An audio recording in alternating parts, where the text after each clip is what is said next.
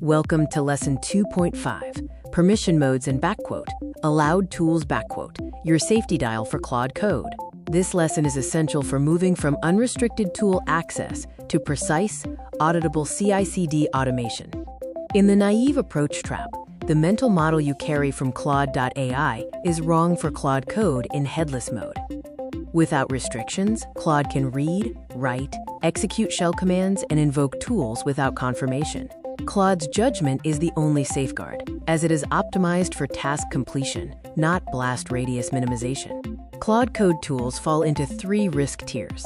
Tier 1, Read, is the safest for analysis and code review. Tier 2, Write, allows file modification for applying fixes. Tier 3, Execute, includes the bash tool for arbitrary subprocess execution.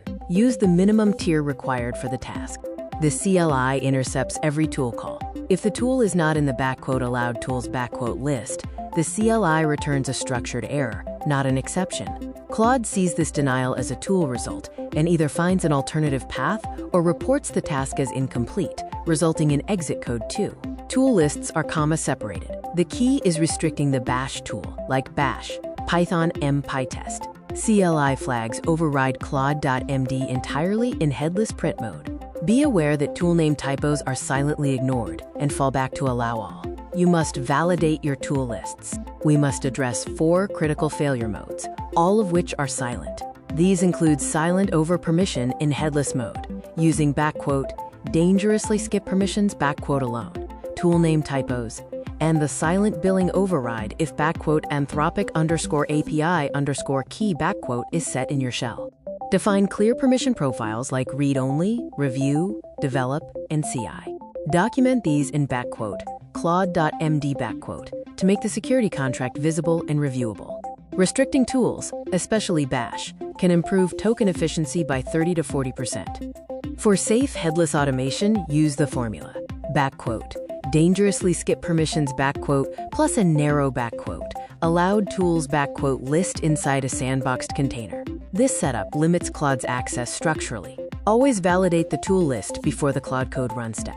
Audit using Claude_debug equals 1 to capture tool calls to stderr, then inspect with grep. In interactive mode, use /permissions to verify the active tool list.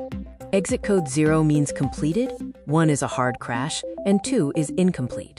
Remember, workarounds can exit 0 silently, so check your audit logs.